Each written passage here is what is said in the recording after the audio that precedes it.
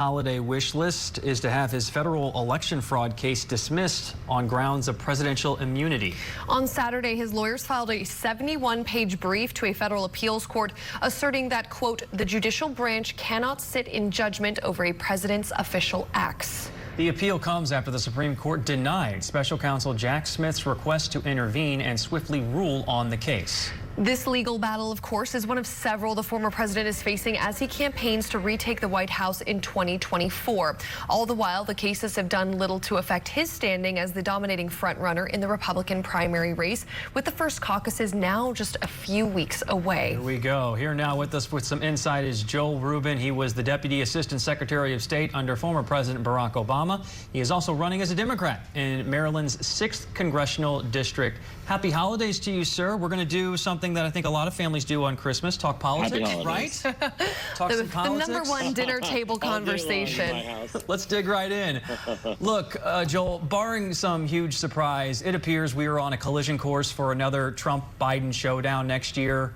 Polls showing President Biden is trailing in several battleground states. He's also facing low approval on the economy, dwindling support from key demographics, including young voters, as he faces criticism over his handling of the war in Gaza. How would you assess the state of the race right now, less than a year from Election Day? And does Biden need to change his approach at all?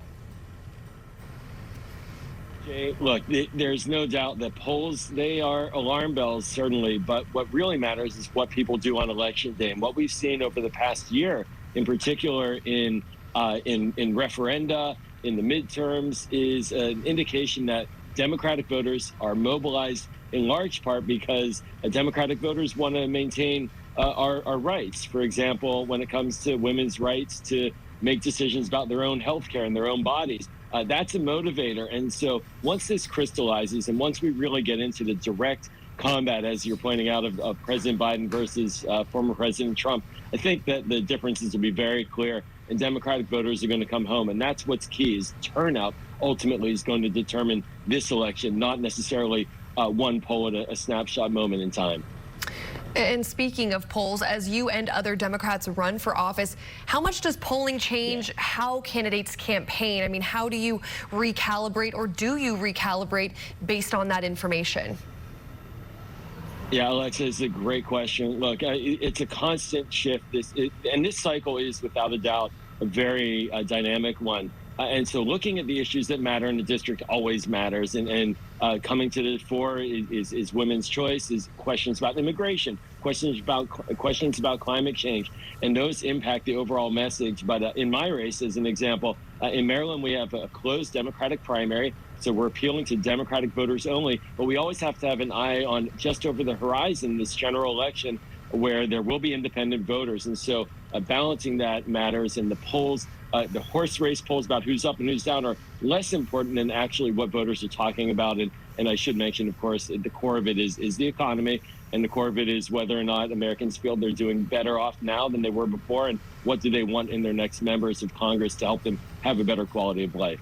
Joel, President Biden is the clear front runner at this point in the Democratic primary, but he does have some challengers, including his closest but very distant rival, Marianne Williamson.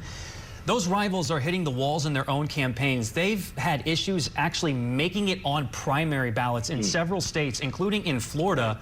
The Democratic National Convention denies it has any involvement in this, but Biden's 3 rivals are calling the move by the Florida Democratic Party authoritarian and unconstitutional. What do you make of their argument? Does it have any teeth?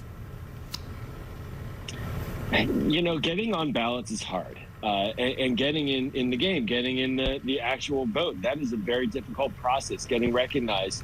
And so for candidates who seem to be hitting a wall, if they're worried about the incumbent president having support from incumbent leaders in state-level party apparatus, they shouldn't be surprised. And what they have to do is to find a way around it.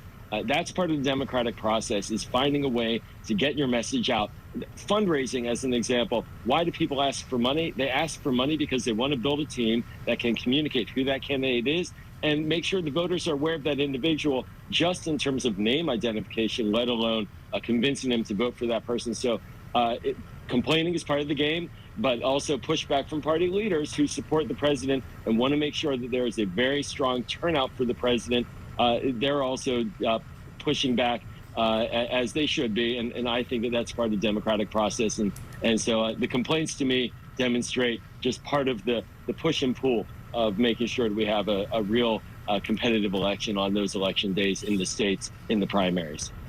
Certainly seems like it's going to be a very competitive and long road ahead for all those candidates looking forward to 2024. Former Deputy Assistant Secretary of State for Legislative Affairs, Joel Rubin, thank you for your insight today. We appreciate it. Thanks so much.